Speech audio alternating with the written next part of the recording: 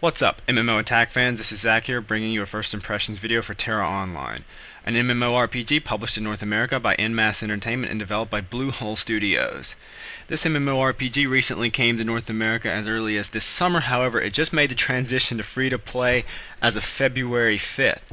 What we're taking a look at here is the character selection screen. I already have several characters created.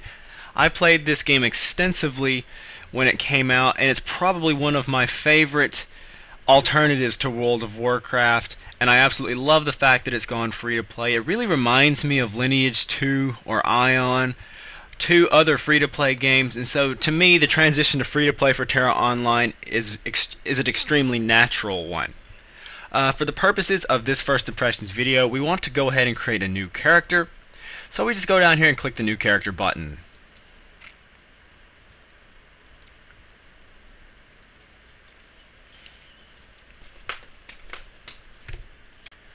Okay, here we are at the character creation screen. The first thing it's going to ask you to do, it's going to ask you to pick a race. You can pick male and female variants of each race.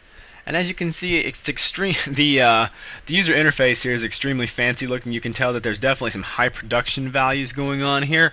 There's a number of different races you can pick from. You can be the humans, the Kastanic, which are like these little devil creatures, the Amon, which really remind me of the Galka from Final Fantasy XI, the Popori, which are like little panda bears, the Elin, which there's a lot of controversy surrounding them because don't they look a lot like little 12-year-old girls, the Baraka, which look like some kind of stone giants, and the High Elves, which could make the argument that they also look like 12-year-old girls, both the male and the female variants of each.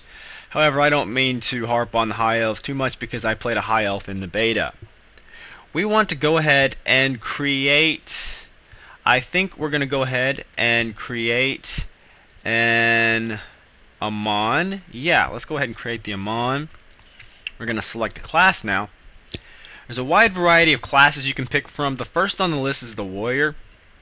And I know what you guys are probably thinking. The Warrior is the traditional tanking class. No, you're wrong. The Warrior can tank, but in a lot of ways, he is a melee DPS class. The Warrior can tank, but he relies on avoidance tanking. What does that mean? That means he's going to make use of dodging and rolling out of harm's way in order to withstand enemy attacks. Unlike the Lancer, which we'll get to in a minute, which is the more traditional tanking class in TERA. If you want to play a class that really takes advantage of TERA's real-time combat system, the Warrior is a pretty great class and is probably the one that we'll be playing for this first impressions video. We can go ahead and click the Lancer and you can get a preview for the Lancer. As you can see, it looks much more traditional in terms of it's got the heavy armor, a massive shield, and a giant, somewhat nonsensical polearm, or lance I should say, which is actually bigger than the character itself.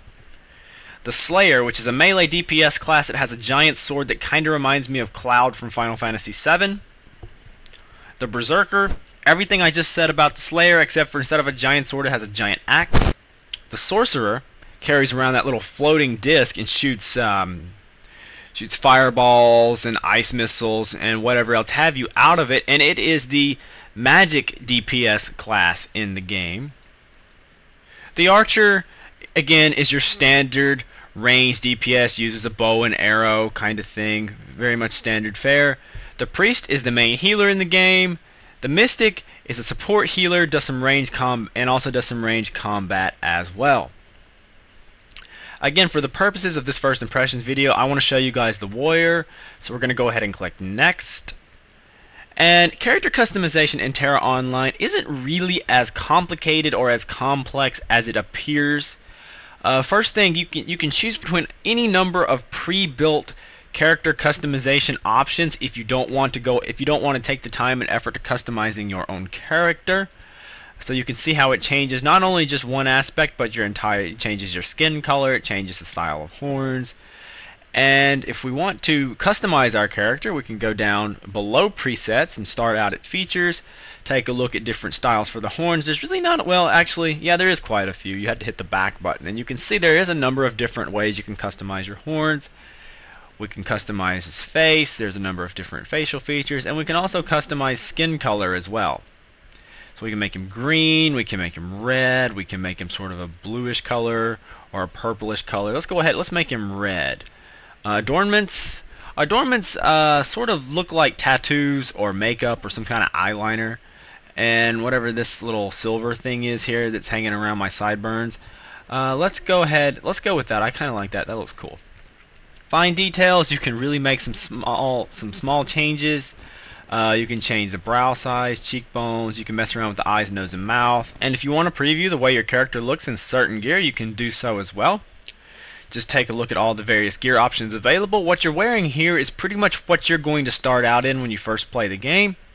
You get a little bit higher level and you're going to wear that, which looks kind of weird, I gotta say. And you can see as you level up, you get something cool like that. And high level armor would probably look something like that. One thing about TERA, a lot of the gear you get per level range is going to have the exact same design. It'll just be different colors. So you might think that TERA Online doesn't have a lot of armor variety, but it really does, because all races have different armor styles. So it's a lot of armor variety, it's just not a lot of armor variety in a traditional sense. If you've ever played the original EverQuest, where you know that every single race has a different style for the various armor types, you kind of know what I'm talking about here. So we're going to go ahead and edit the name. There is no random name option, so we're just going to go ahead and type in some characters. Hope that'll get us through. Hope they won't think we're a gold farmer. So we're going to go ahead and click Finish. Okay, we are back at Character Select. As you can see, my newly created character is already highlighted. When you click on the guys, of course, they show a little animation like pick me. But we're going to go ahead and pick this guy. We're going to click Play.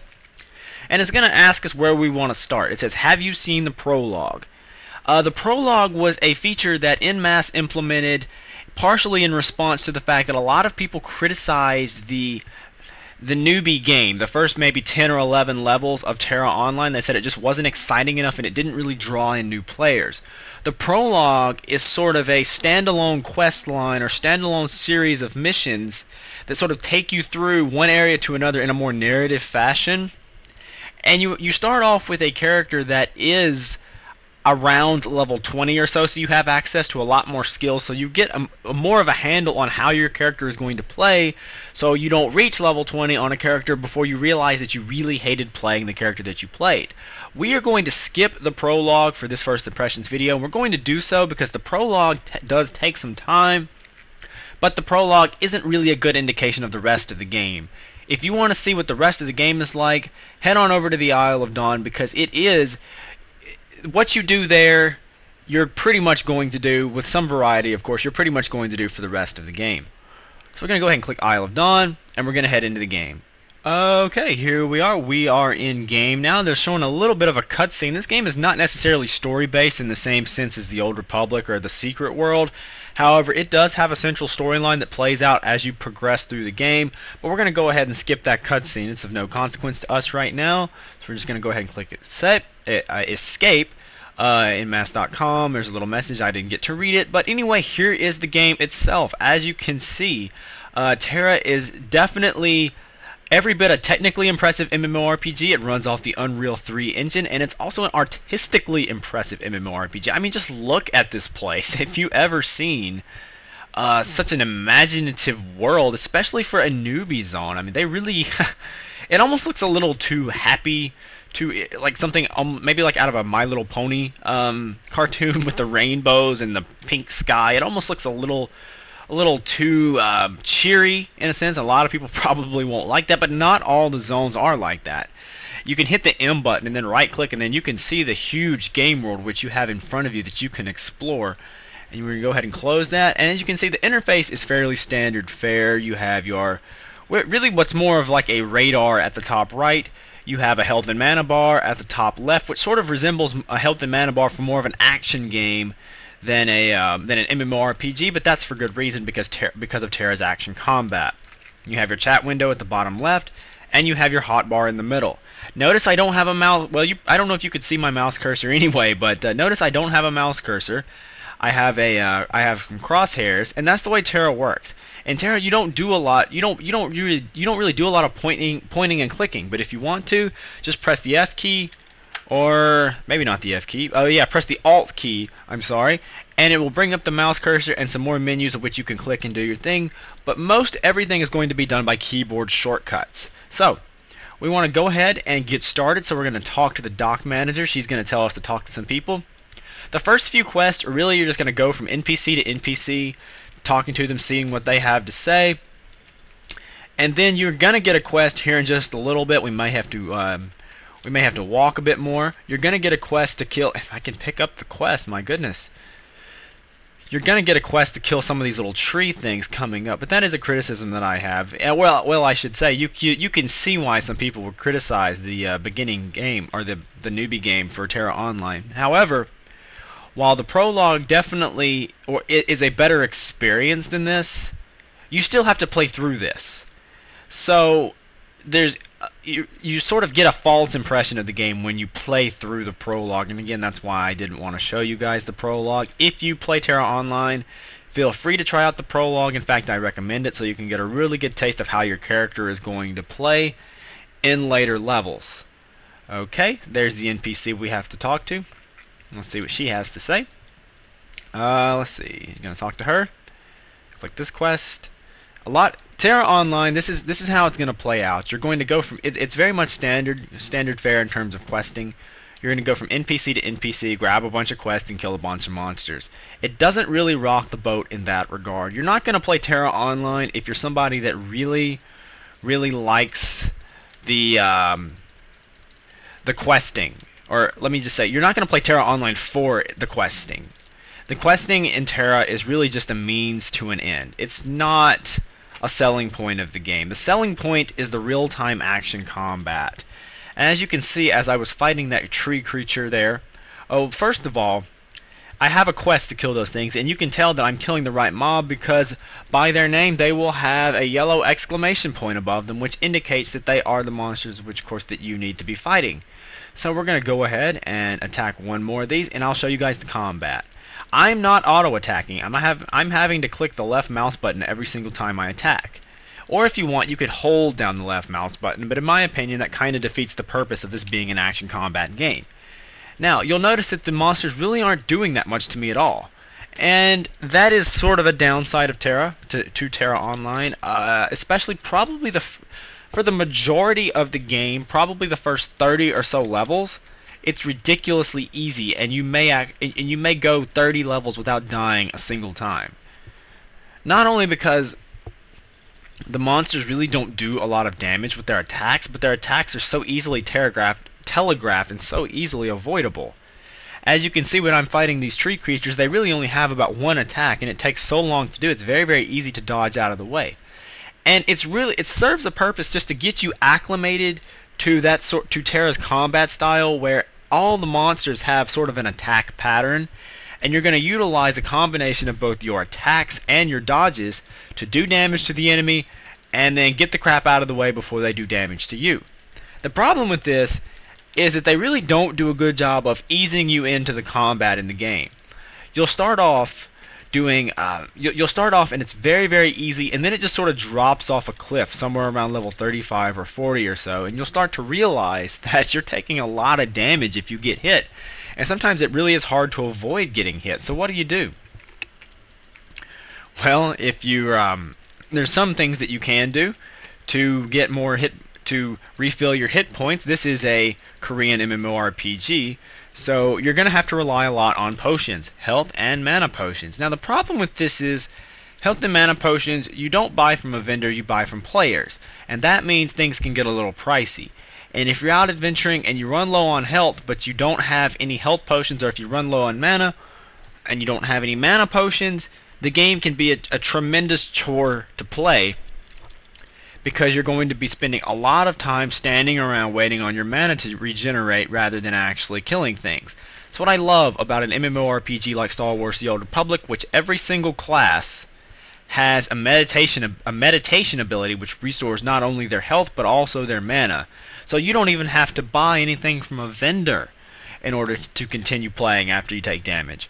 So we're going to talk to that NPC. We got some boots. Interestingly enough, I have lots of gear that I've gotten from quests, but I can't use any of it because for some reason in this newbie zone, the gear that you get is like a level ahead of you.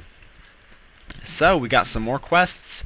We have to kill 5 more of those tree creatures. So again, as you can see, you're going to be doing a lot of killing. This is a Korean MMORPG. There's definitely going to be some grinding involved. It's a quest-based grind, so if you're one of those guys that prefers a more old-school MMORPG like EverQuest, or even a more grind-heavy MMORPG like Lineage 2, this may not necessarily be your cup of tea.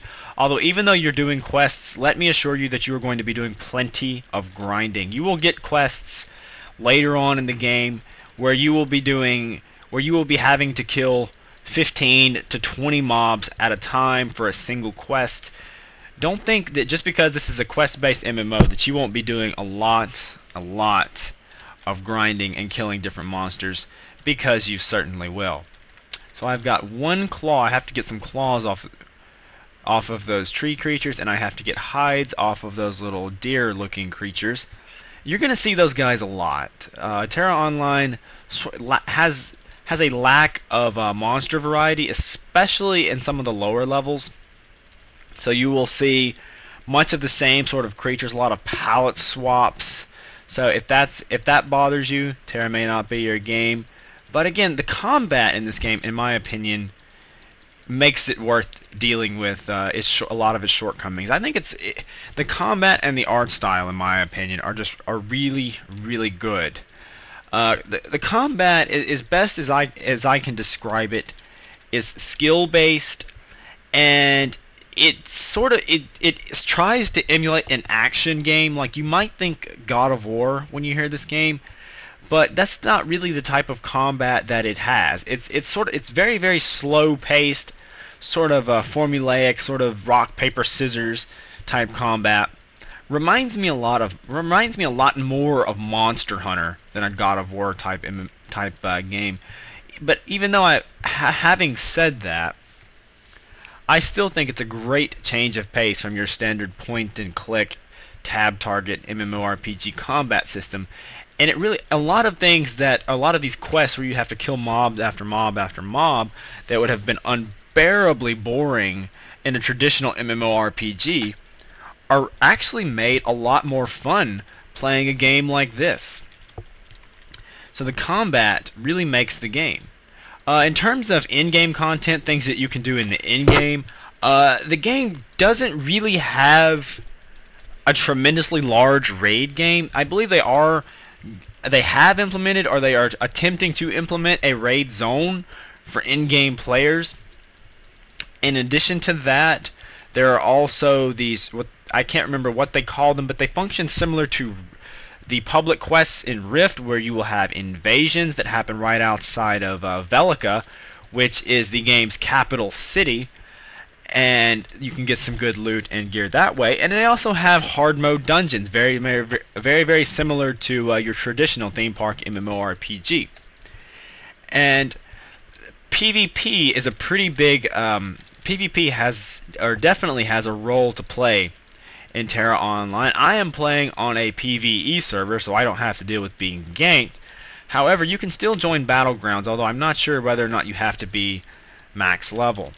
In a PvP server, though, you can actually have clan battles over different territories and things of that nature, which adds sort of a different dynamic to the in-game. Okay, we completed those two quests, and we're going to go back and talk to the NPC. You got one over here, and the other one, do I turn in both quests to the same NPC? No, I gotta go over here. Let's talk to her. Yeah, I turn in 2 quests here. Gonna go ahead and turn in these quests, will do. And I'm going to get 2 more, initiate warrior training, and this here. Alright, initiate warrior training. It's going to, basically they're wanting me to talk to the tactics instructor. There are 2 types of instructors. There's the magic instructor and the tactics instructor. Tactics instructor gives skills for the tanks and melee DPS, and I would assume the archer as well. The magic instructor, priests, like healers and such, and magic DPS classes. So we're going to go ahead and talk to the tactics instructor. We're going to finish our quests, and we're going to learn some skills. We have 2 abilities available, or rather we only have 1 ability available. I thought I had more than one. Rain of Blows, Vortex Slash is level 4. Okay, yeah, so apparently I have to complete some more quests before I can get Vortex Slash. So we're going to press the K key to open up our Learn Skills window, and so we can just take Rain of Blows, which says it executes a flurry of sword swings while advancing on your foe. Damage taken reduces by 30% while the skill is being used. We're going to take that and we're going to drag it all the way down to the hotbar here so we can use it. It's now locked to the 1 key. We are going to complete the quest. And real quick, I want to show you guys the skill.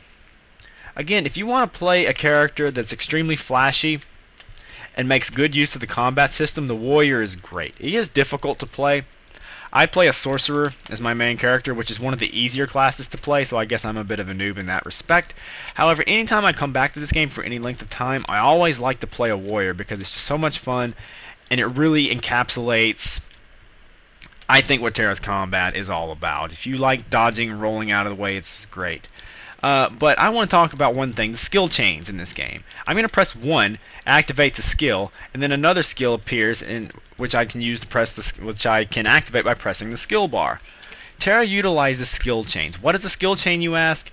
A lot of times, clicking one skill will activate another skill. And if you want to use the second skill, you just have to press the space bar.